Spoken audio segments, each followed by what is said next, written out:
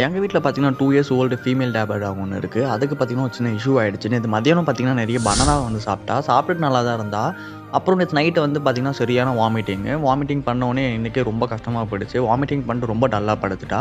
சரி ஓகேன்னு சொல்லிட்டு வாமிட் பண்ணாலேன்னு சொல்லிட்டு ஃபுட்டை வந்து ரொம்ப லேட்டாக தான் வச்சோம். அதுவும் நார்மலாக தயிர் சாதம் தான் வச்சோம். ரொம்ப லேட்டாக வச்சோம்.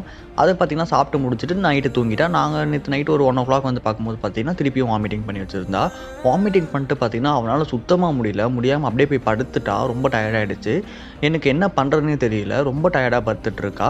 எனக்கு வந்து அதுக்கு என்ன ட்ரீட்மெண்ட் தரதும் தெரியல. உங்களுக்கு யாருனா தெரிஞ்சால் தயவு செஞ்சு வந்து சொல்லுங்கள். எனக்கு ரொம்ப பெரிய ஹெல்ப்ஃபுல்லாக இருக்கும். நல்லா ஜாலியாக சுற்றிட்டு இருந்தவன் பார்த்தீங்கன்னா இப்போ முடியாமல் என்னோடய ஒய்ஃப் மேலே போயிட்டு சைலண்ட்டாக போய் படுத்துட்டா. பார்க்கவே ரொம்பவே கஷ்டமாக இருக்குது. நிறைய பேர் வந்து ஹாஸ்பிட்டல் கூட்டு போன்னு சொல்லுவீங்க. மோஸ்ட்லி நான் ஹாஸ்பிட்டல் வந்து கூட்டு போக மாட்டேன். ரீசன் என்னன்னு பார்த்தீங்கன்னா நம்மளுக்கு நிறைய டேப்லெட் சாப்பிட்டாலே வந்து நிறைய வந்து சைட் எஃபெக்ட் வரும்.